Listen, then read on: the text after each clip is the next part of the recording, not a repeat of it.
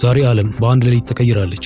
በቴል አቪቭ ሰማይ ላይ ታየውና የአየር መከላከያዎችን ግራ ያጋባው ደናሹ ሚሳኤል፣ የዓለምን የነዳጅ መስመር የዘጋው የሆርሙዝ ቀውስ፣ ቻይናና ሩሲያ ለአሜሪካ የሰጡት የመጨረሻ ማስጠንቀቂያ። ዛሬ መጋቢት 8 2018 ዓለማችን እያወኳት ያሉት 5 ታላላቅ ዜናዎችን ይዘንላችሁ ቀርበናል።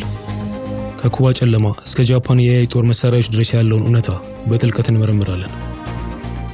ጥልቀት መረጃ ብቻ ሳይሆን የእውነት መገኛ ነው። እስከ መጨረሻው አብራችሁን ቆዩ።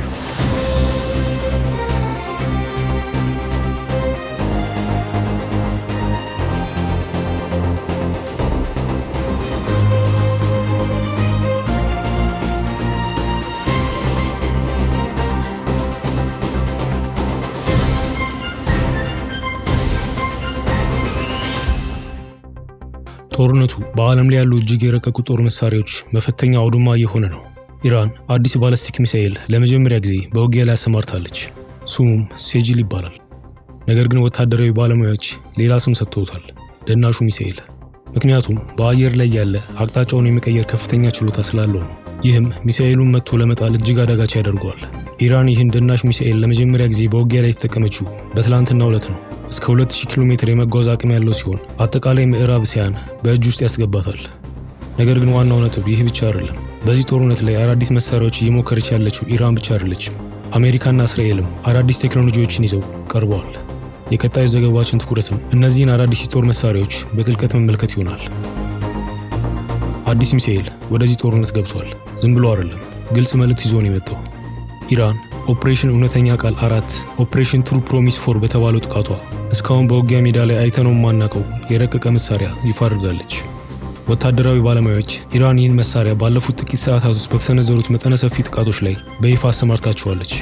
ይህ ሚሳኤል ለውጊያ ሲውል የመጀመሪያው ሲሆን አጠቃላይ የጦርነቱን መልክ እንዴት እየቀየረው እንደሆነ ትልቅ ማሳያ ሆኗል። ምክንያቱም ይህ ሚሳኤል የተገነባው በአየር መከላከያ ስርዓቶች በቀላሉ እንዳይመታ ተደርጎ ነው።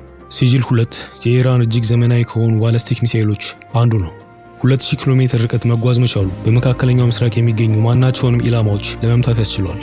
ርቀቱ ብቻ አይደለም፣ የሚጠቀመው የነዳጅ አይነት ነው። የቀድሞዎቹ የኢራን ሚሳኤሎች በፈሳሽ ነዳጅ የሚሰሩ በመሆናቸው ከመተኩሳቸው በፊት ረዥም የዝግጅት ጊዜ ያስፈልጋቸው ነበር። ሴጅል ግን በደረቅ ነዳጅ በሶሊድ ፕሮፔላንት ነው የሚሰራው። ይህም ማለት በደቂቃዎች ውስጥ ተዘጋጅቶ መተኮስ፣ በቀላሉ መንቀሳቀስና እስከሚተኮሱበት ቅጽበት ድረስ ተደብቆ መቆየት ይችላል ማለት ነው። ሌላው ትኩረት የሳበው ባህሪው በአየር ላይ ያለ አቅጣጫውን የመቀየር ሜኑቨሪንግ ችሎታው ነው። ይህ እንቅስቃሴው ነው ደናሹ የሚል ስያሜ ያሰጠው።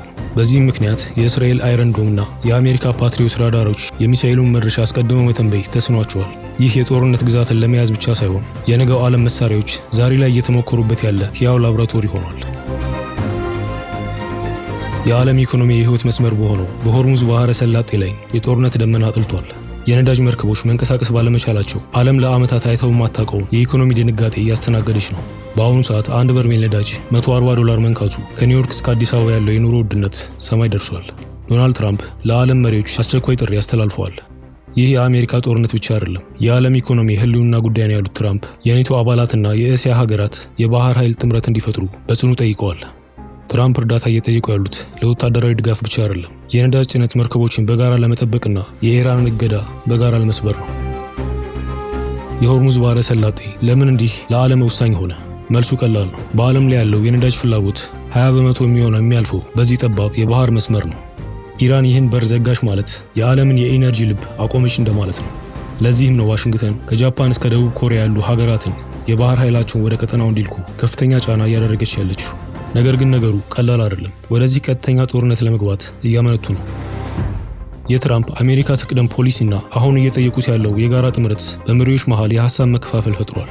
ቻይናና ሩሲያ በበኩላቸው አሜሪካ በቀጠናው የምታደርገውን ጣልቃ ገብነት እየተቃወሙት ይገኛል። ይህ በእንዲህ እንዳለ የኢራን ድሮኖችና የባህር ላይ ፈንጂዎች የነዳጅ ጫኝ መርከቦችን ስጋት ላይ ጥለዋል። አሜሪካ የባህር ላይ ጥበቃ ማሪታይም ሴኩሪቲ በሚል ስም የምታደርገው እንቅስቃሴ ካልተሳካ ዓለም ወደ ታላቅ ኢኮኖሚ ውድቀት ግሎባል ሪሴሽን ልታመራ ትችላለች። አሁን ጥያቄው የአውሮፓና የእስያ ሀገራት ለትራምፕ ጥሪ ምን ምላሽ ይሰጣሉ የሚለው ላይ ነው። ጦርነቱ ከሚሳኤል ልውውጥ ባለፈ የዓለምን የንግድ ስርዓት የመቀየር አቅም ይዟል። የሆርሙዝ ባህረ ሰላጤ የጦር አውድማ ብቻ ሳይሆን የነገው የዓለም ኃይል ሚዛን የሚወሰንበት ስፍራ ሆኗል። በአንድ ሌሊት መላው ሀገር በጨለማ ውስጥ ሲዋጥ ምን ሊሰማዎት እንደሚችል አስቡት። ለኩባውያን ይህ ምናባዊ ታሪክ ሳይሆን የዕለት ተዕለት መራራ እውነት ሆኗል። በሀገሪቱ ታሪክ ታይቶ በማይታወቅ ሁኔታ መላው የኩባ የኤሌክትሪክ መረብ ተዘግቶ 10 ሚሊዮን የሚጠጉ ዜጎች ያለ መብራት ቀርተዋል። ከተሞቿ ጭር ብለዋል። የሆቴል መብራቶች ጠፍተዋል። ካሪቢያን ባህር ላይ የምትገኘው ደሴት በጸጥታና በጨለማ ውስጥ ተውጣለች።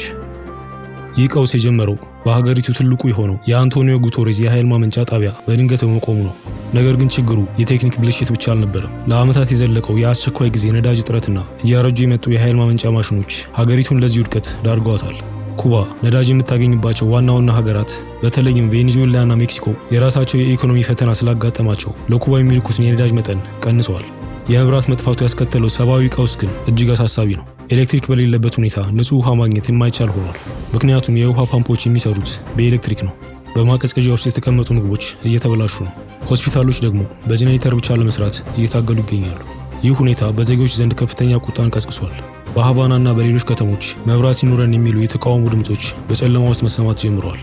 የኩባ መንግስት የአሜሪካን የንግድ እገዳ ለዚህ ቀውስ ዋነኛ ተጠያቂ ያደርጋል። እገዳው ለኃይል ማመንጫዎች የሚሆኑ መለዋወጮችና ነዳጅን በቀላሉ ለመግዛት እንቅፋት ሆኖብኛል ይላል።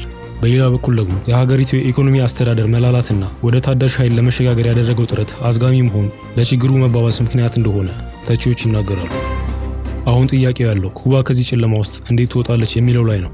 ቱሪዝም የሀገሪቱ የጀርባ አጥንት ቢሆንም መብራት በሌለበት ሁኔታ የውጭ ሀገር ቱሪስቶች ደሴቷን ለቀው እየወጡ ነው። ይህ ደግሞ የሀገሪቱን የውጭ ምንዛሬ ገቢ ይበልጥ ያሳሰዋል። የኩባ ቀውስ ከቀላል የኤሌክትሪክ መቆራረጥ ባለፈ የሀገሪቱን የፖለቲካና የማህበራዊ መረጋጋት የሚፈትን ታሪካዊ ፈተና ሆኖ ቀጥሏል። የጦርነት ሜዳ ለዘላለም ሊቀየር ነው። እስካሁን ድረስ ድሮኖች በሰው እርዳታ ከሩቅ ሆነው የሚመሩ መሳሪያዎች ነበሩ። አሁን ግን የጃፓኑ ወታደራዊ ግዙፍ ኩባንያ ሚትሱቢሺና የአሜሪካው ሺልድ ኤአይ ይህን ታሪክ የሚቀይር አዲስ ግኝት በጋራ ይፋ አድርገዋል። በሰው ሰራሽ አስተውሎት ወይም በኤአይ የሚመሩ ተዋጊ ድሮኖች ያለምንም የሰው ልጅ ጣልቃ ገብነት ውጊያ ውስጥ መሳተፍ የሚችሉበትን ፈተና በስኬት አጠናቀዋል። ይህን ቴክኖሎጂ ልዩ የሚያደርገው ምንድን ነው? ዋናው ሚስጥር ሃይቭ ማይንድ የኤአይ ፓይለት ውስጥ ይገኛል። ይህ ሲስተም ድሮኑ ያለ ጂፒኤስ እና ያለ መገናኛ መስመር ራሱን ችሎ እንዲበር ያስችለዋል። ጠላት የሬዲዮ ሞገድ በማሰናከል ወይም ሲግናል በመዝጋት ድሮኖችን ከጥቅም ውጭ ለማድረግ የሚያደርገው ጥረት በዚህ አዲስ ቴክኖሎጂ ፊት ዋጋ ያጣል። ድሮኑ እንደ ሰው ልጅ ፓይለት በሰከንዶች ውስጥ ውሳኔ ማስተላለፍ፣ መሰናክሎችን አልፎ ኢላማው መምታት ይችላል። የጃፓንና የአሜሪካ ትብብር ስልታዊ ጠቀሜታው እጅግ የላቀ ነው። ጃፓን በምስራቅ እስያ እያደገ የመጣውን የደህንነት ስጋት ለመመከት ዘመናዊና ሰው አልባ ጦር መሳሪያዎችን ለማልማት ትፈልጋለች። አሜሪካ በበኩሏ የኤአይ ቴክኖሎጂን ከጃፓን የኢንዱስትሪ ጥራት ጋር በማቀናጀት የወደፊቱን የጦርነት የበላይነት ለመያዝ እየጣረች ነው። ይህ ስኬታማ ሙከራ የሚያሳየው ወደፊት በሚደረጉ ውጊያዎች ወደ ከፍተኛ ተቆጣጣሪነት እንደሚሸጋገር ነው። ነገር ግን ይህ ግስጋሴ የራሱ የሆነ ጥያቄዎችን ያስነሳል። ማሽኖች ራሳቸውን ችለው የሞትና የህይወት ውሳኔ እንዲሰጡ መፍቀድ ምን ያህል ደህንነቱ የተጠበቀ ነው? የቴክኖሎጂ ሩጫ ከስነ ምግባር ደንቦች የበለጠ ይሆን? እነዚህ ድሮኖች በጦርነት አውድማ ላይ የሚያሳዩት ብቃት እጅግ አስደናቂ ቢሆንም በዓለም አቀፍ የጦር መሳሪያ ቁጥጥር ላይ አዲስ ፈተና መደቀናቸው አይቀሬ ነው። አሁን ዓለም የሰው አልባ ተዋጊዎችን በረራ በጉጉትና በስጋት እየተመለከተች ነው። የጃፓንና የአሜሪካ የጋራ ግኝት የቴክኖሎጂ ውጤት ብቻ ሳይሆን የነገው ዓለም ጦርነት ጅማሬ ምልክት ነው። ጥልቀት ባደረገው ምርመራ መሰረት ይህ ቴክኖሎጂ በመካከለኛው ምስራቅና በሌሎች ቀጠናዊ ግጭቶች ውስጥ የኃይል ሚዛኑን ሙሉ በሙሉ የመቀየር አቅም አለው። ዓለም በአሁኑ ሰዓት በአዲስ የጎራ መከፋፈል ውስጥ ትገኛለች። በመካከለኛው ምስራቅ እየተባባሰ የመጣውን ውጥረት ተከትሎ ቤጂንግና ሞስኮ ከመቼውም ጊዜ በላይ ጥብቅ የሆነ የጋራ መግለጫ አውጥተዋል። ሁለቱ ሀያላን ሀገራት አሜሪካ በቀጠናው የምታደርገውን ወታደራዊ ጣልቃ ገብነት በአስቸኳይ እንድታቆም ያሳሰቡ ሲሆን ይህ ካልሆነ ግን ዝም ብለው እንደማይመለከቱ ግልጽ ማስጠንቀቂያ ሰጥተዋል።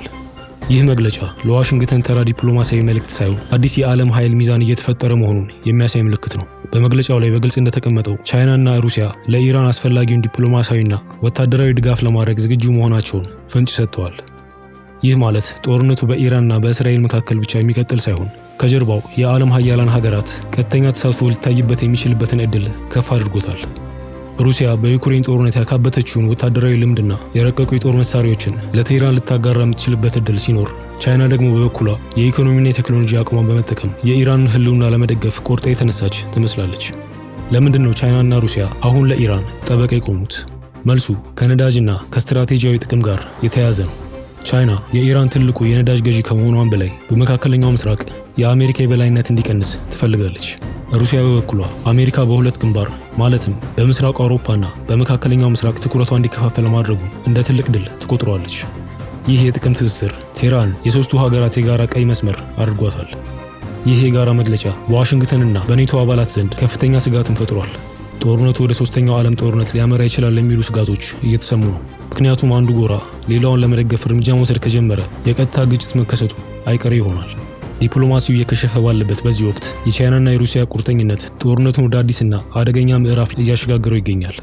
አሁን ዓለም ትኩረቷን ወደ ዋሽንግተን አድርጋለች። ለዚህ ጠንከር ያለ መግለጫ አሜሪካ የምትሰጠው ምላሽ የነገውን ዓለም ሰላም ወይም የጦርነት አቅጣጫ ይወስነዋል።